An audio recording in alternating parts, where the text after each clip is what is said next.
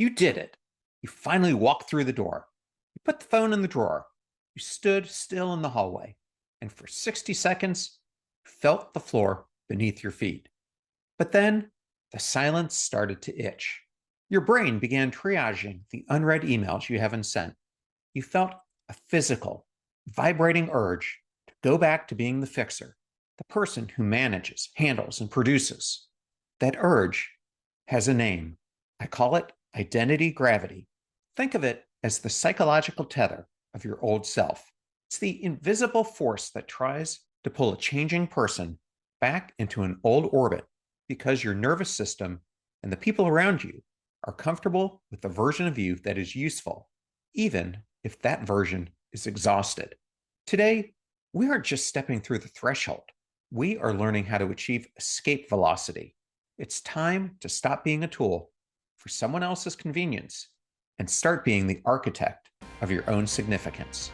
Welcome to Passion Struck. Hi, I'm your host, John R. Miles, and on the show, we decipher the secrets, tips, and guidance of the world's most inspiring people and turn their wisdom into practical advice for you and those around you. Our mission is to help you unlock the power of intentionality so that you can become the best version of yourself. If you're new to the show, I offer advice and answer listener questions on Fridays. We have long-form interviews the rest of the week with guests ranging from astronauts to authors, CEOs, creators, innovators, scientists, military leaders, visionaries, and athletes. Now, let's go out there and become Passion Struck.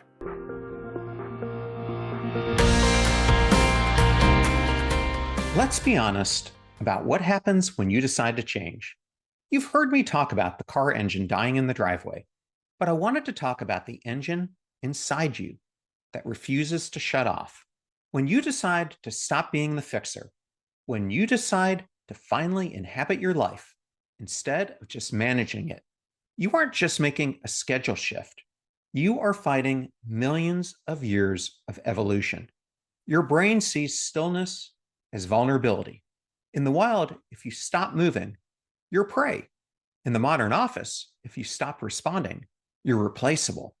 This creates a physical sensation I call identity gravity. It's the heavy, laden feeling in your gut that tells you that if you aren't being useful, you aren't safe. To understand why you can't stay changed, we have to look at the neurobiology of the default mode network, or the DMN. In neuroscience, we talk about two primary systems. First, there's the task-positive network. This is your fixer brain. It's the part of you that triages emails, manages the kids' soccer schedules, and hits deadlines. High performers live in the task-positive network. We are addicted to it because it provides a steady drip of dopamine every time we complete a task. The second system is the default mode network. This is the seat of the self. It's the system designed for daydreaming, self-reflection, memory consolidation, and moral reasoning. It is the part of your brain that asks, who am I? And does this matter? Here's the problem. High performers have trained their brains to suppress the default mode network. For decades, you have treated self-reflection as an enemy of efficiency. When you're under chronic stress, your body is flooded with cortisol. And science shows us that high levels of cortisol actually decrease the connectivity in your default mode network. In human performance and behavioral psychology, a snapback, often referred to as the rubber band effect, is the phenomenon where an individual attempts to make a significant life or identity change only to find themselves pulled back into their old patterns, habits, or self-image. It's the gap between the insight of knowing you need to change and the sustained integration of actually living that change. So where that comes into application here is the snapback isn't about rest being threatening to your brain. It's the opposite. Because your default mode network has been dormant or suppressed for so long, when you finally sit still in that driveway, the system tries to reboot. But after years of neglect, that reboot feels like static. It feels like anxiety. It feels like a vacuum. And here's what most productivity-obsessed people miss. The vacuum is the default mode network trying to ask you questions. Questions like, who are you without the output? What matters to you? Not to your boss, not to your kids, but to you. These are the questions your brain has been postponing for decades. And when the silence comes, the questions arrive like unpaid bills. And they are terrifying. Your brain hasn't forgotten how to make meaning. It's just terrified to start. I was reminded of this just yesterday when I sat down with Blake Mycoskie, the founder of Tom's. On the outside, Blake was the gold standard of purpose. He built a billion-dollar company based on giving. He had meaning on every balance sheet. But Blake shared something profound with me. He described it as gradual disappearance. Not depression, not initially, but a slow erasure, year after year after year. The question, who is Blake, got answered by, Blake is the guy who gives shoes. The personal pronouns started to disappear from his own internal monologue. He stopped being a person who did something and started being a function. By the time he sold the company at the peak of its success, he realized no one had ever met Blake. They'd only ever met his utility. Blake had constructed an identity debt so massive that when the company sold, he didn't experience relief. He experienced collapse. He borrowed against his future self for 2 decades. The bill came due the moment the task positive requirements of being a CEO disappeared, and he was left alone with the person he'd neglected to build. He was the fixer for millions of people around the world, but he was a stranger to himself. He had to learn how to break the gravity of being a super producer to find the man who actually lived inside the suit. This is where the work of Nobel laureate Al Roth becomes so essential. In his research on market design, Al talks about repugnant transactions, things that society could do, but we find morally suspect. We could sell kidneys to the highest bidder. It's economically efficient, but we find it repugnant. Why? Because something in us rejects the idea of reducing a vital organ to a commodity. For the high performer, presence occupies the same moral space. You could rest. You could be still. You could listen to your own breath, but something in you rejects it as repugnant, as a betrayal of your obligation to be useful. When you sit on your porch without a laptop, a voice in your head screams that you are doing something wrong. You've internalized a moral market where being has zero value and doing is the only currency. That's not weakness. That is a market you've designed for yourself. Breaking identity gravity requires more than a new routine. It requires a noetic shift, a term Dr. Diana Hill used in our conversation yesterday. It's a total shift in perspective. You have to realize that the itch you feel in the silence isn't a signal to get back to work. It's the sound of your meaning-making brain, your default mode network, trying to breathe again. You aren't sitting in the driveway because you're stuck. You're sitting there because you are at the edge of your own atmosphere.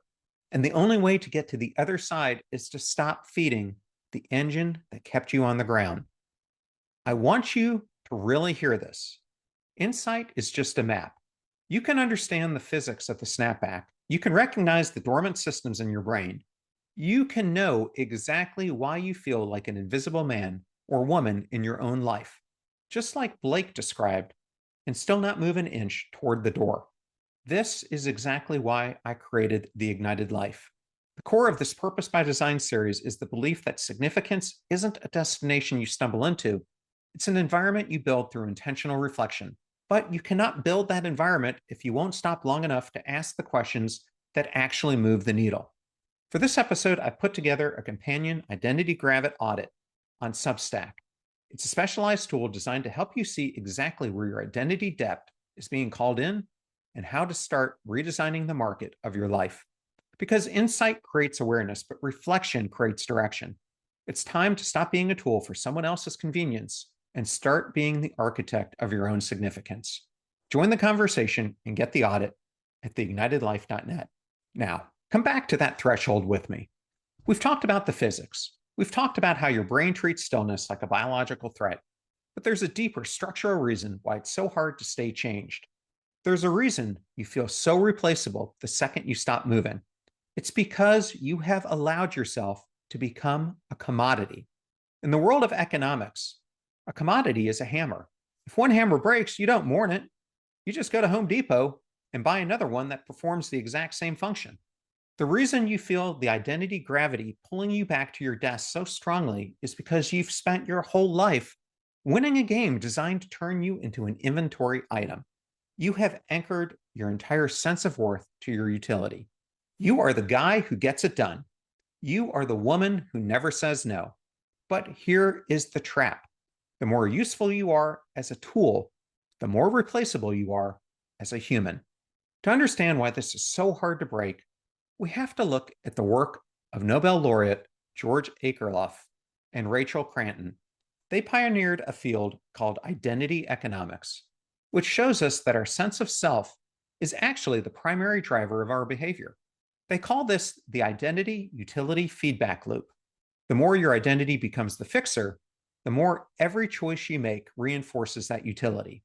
That makes you more replaceable as a commodity, which in turn makes you feel more insecure, which makes you cling to the fixer role even tighter just to prove you matter. It's a self-reinforcing cycle of disappearance. This leads us back to a concept Al Roth calls repugnant transactions.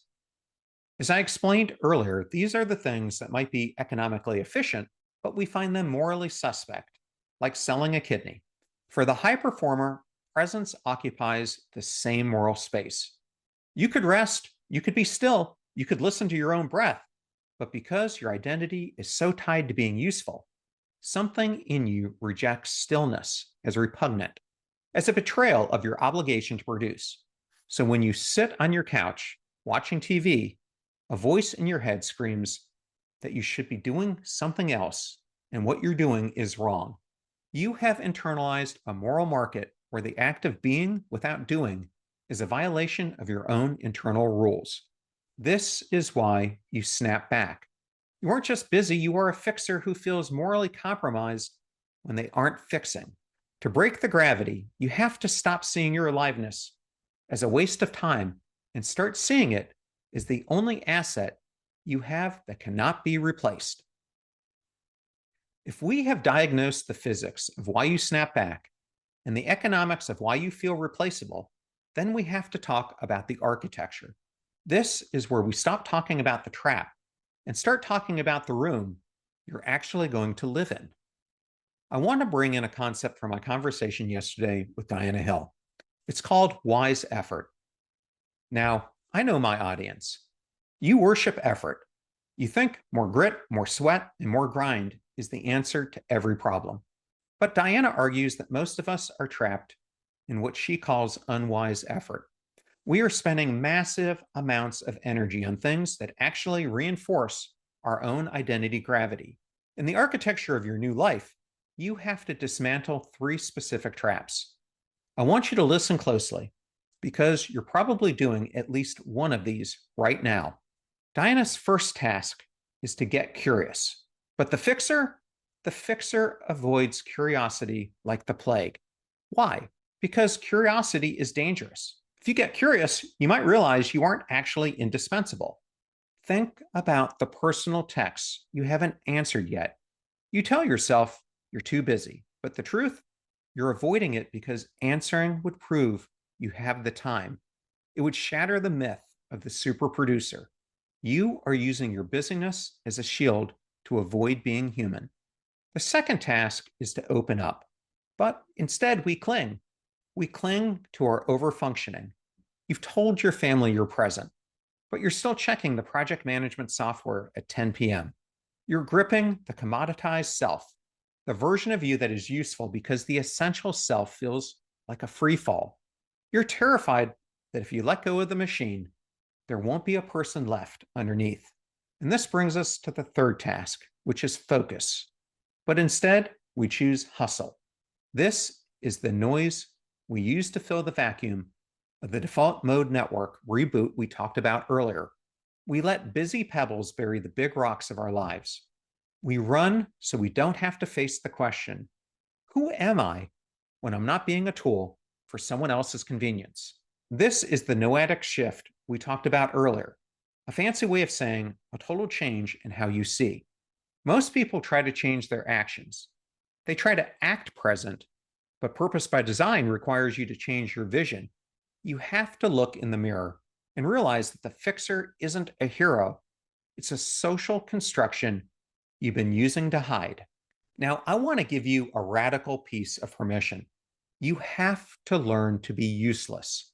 I know that feels like a repugnant transaction, but in the architecture of your soul, transactional uselessness is the only way to find relational significance. Think about Blake Mycoskie. He had to stop the meaningless hustle of global philanthropy to find the man who was enough without the brand. He had to stop hiding behind the shoes and start facing the man. He moved from avoidance to curiosity. He stopped proving he mattered and started living like he mattered. If you're able to, I want you to take out a piece of paper and a pen. I want you to draw a line down the middle of a page. On one side, write labor. On the other side, write presence. Labor is a commodity. Think of it as your utility. It's what can be replaced by an AI or a younger fixer in 30 days. Presence is a monopoly. It's what Diana calls capital L, love. It's your vitality. It's the unique constellation of your attention that cannot be replicated. Your new interior architecture is built on your ability to sit in the static. It's built on the courage to say, I'm not answering that email right now, not because I'm too busy, but because I'm occupied with the monopoly of my own presence. So, throughout today's episode, we've diagnosed the physics, the economics, and the psychology. Now we move into the actual design phase. If you're going to break the snapback effect, you cannot rely on willpower. Willpower is a battery that runs out. You have to rely on architectural rigor. In physics, escape velocity is roughly 11.2 kilometers per second. But here's the catch. It requires sustained thrust. If the rocket stops firing its engines too early, gravity wins every single time. Your life is no different.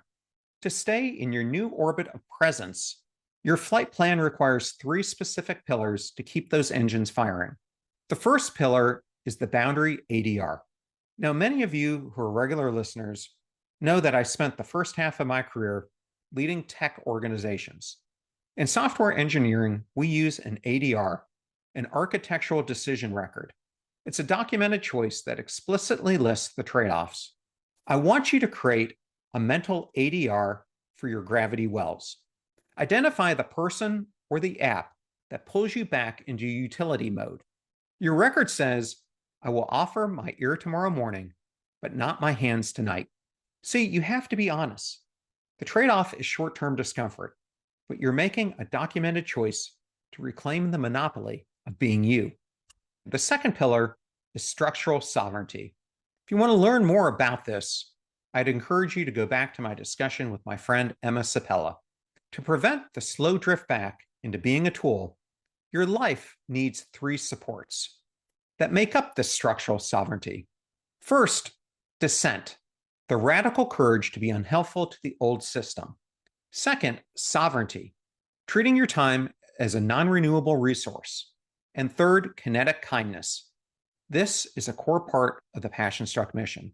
It's not caretaking, which is driven by stress. It's moving alongside someone.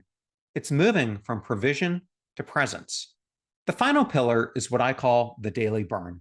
In spaceflight, you have to fire your engines periodically to stay in orbit. Blake Mycoskie shared with me the power of his enough movement. For him, a simple bracelet serves as a semantic anchor. Every time he touches it, he triggers a neural pathway that intentionally short circuits the old utility loop and reminds him he's enough without the output. You need your own protocol to do the daily burn.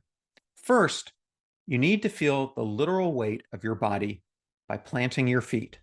Then you need to do deep diaphragmatic breaths to signal safety to your nervous system.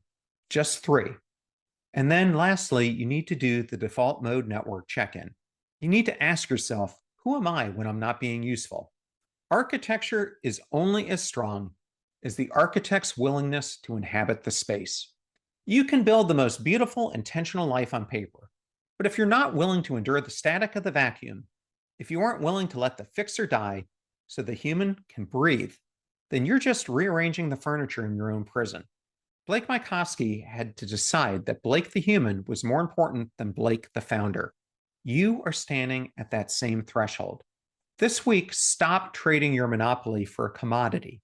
Break the loop, because the world doesn't need more fixers. It needs people who have achieved escape velocity and are finally living in the life they were designed for. Tonight, when you walk through that door, don't scan for what needs to be fixed. Just stand still.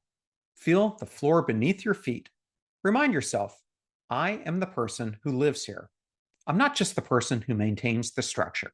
So just stand still. Feel the floor beneath your feet. Remind yourself, I am the person who lives here. I'm not just the person who maintains the structure. That act of standing still, of reclaiming your own presence, is the foundation for everything else. Because once you find yourself again, you can finally begin to find others. And that is exactly where we're going next week. Because if today's episode is about how we direct our internal energy, next week we explore something just as essential: how we connect. I'm joined by University of Chicago psychologist Nicholas Epley. At the core of Nick's work is a powerful paradox. We are a deeply social species wired for connection, and yet every single day we choose to be less social than we could be. We avoid the stranger. We stay in small talk. We hold back the appreciation we feel. In this conversation, we explore why our expectations about others are often overly pessimistic and how choosing connection can transform your life. You won't want to miss it. We tend to think about ourselves in terms of our competency, right? So you're thinking about starting a conversation. You think, well, what are we going to talk about? Do I have anything in common with this person? Can I carry it on, right? You're an agent. You're thinking about your competency, okay? Other people, they care about your competency, but not first and foremost. What they first and foremost care about is, how nice are you? That's the basic. How warm are you? Are you friendly? Are you trustworthy? Are you a friend I can interact with? Or are you a foe, somebody I should avoid? Right? So we're evaluating ourselves through this lens of competency. Other people are evaluating us through this lens of warmth. When you reach out to engage with somebody positively, those are inherently warm acts. Those are going to be high on that spectrum, on the warmth spectrum. People are going to react to that generally pretty positively. If this episode resonated with you, please share it with someone who might be feeling misaligned in their own utility trap. Take a moment to leave us a 5-star rating or review on Apple Podcasts or Spotify. It's how we reach more people with this mission. And make sure you explore more tools, including the Identity Gravity Audit at theignitedlife.net. Until next time, remember, purpose isn't just about what you choose, it's about how you direct your energy toward it. I'm John Miles, and you've been Passion Struck. Lead with energy, act with wisdom, and as always, live your life passion struck.